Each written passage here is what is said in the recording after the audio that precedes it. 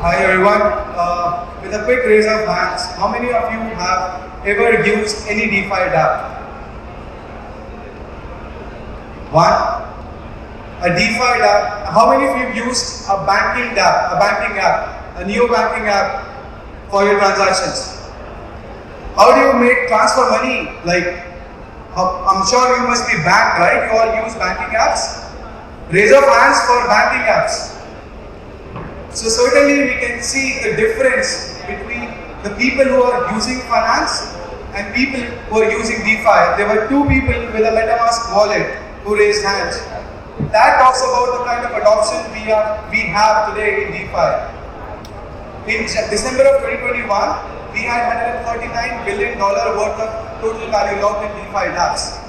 And that was less than 1% of the amount of banking that happens, which again talks about that we have not even reached to a growth stage, leave about adoption. I saw a lot of people coming here talking about banking under bank, financial inclusion, and a lot of other stuff where they want to reach the last mile. But believe me, unless institutions, the users are already using technology, they come in, you won't be able to bank under bank. So the motto of DeFi shouldn't be banked under bank. The motto of DeFi should be bank the already banked, so that they have access to better technology, they have more transparency. I don't think I need to define what DeFi is here, but can anyone in the room raise hands who don't understand DeFi? I'm assuming all of you understand DeFi, so I think I can skip that part. But we all understand that finance and money plays a very important role in everyone's life. And everyone would only be able to do anything, any extra step, when they're incentivized to do that step. So if I ask you, so that's why play-to-earn economy took a big shift. They shifted the gears when the entire eastern part of the world started onboarding. People from India, people from China, Vietnam, Philippines started playing the games. And that's why Axie Infinity had maximum users from there. But the reason for their onboarding was not that they liked the game. The reason for the onboarding was the incentives that were being provided to these users to play that game.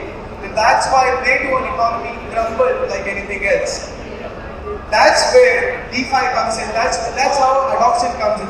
That's why adoption comes in, where if you are incentivizing people to use these dApps, if they understand the mechanics of incentive they will get, if they start using DeFi for their daily transactions, that's where they would really understand and they would use that app. If you just push them to say, okay, you switch from your bank and go to DeFi, it's not going to work like that. It's never going to work like that. They're already in their comfort zone. To get them out of their comfort zone, you have to make invisible technology. Which means when you go in and sign up on an app, you don't need to see, connect to the MetaMask. It will automatically happen. I see a lot of my friends pitched in before me. Swissborg has done a fantastic job in bringing DeFi to mass adoption.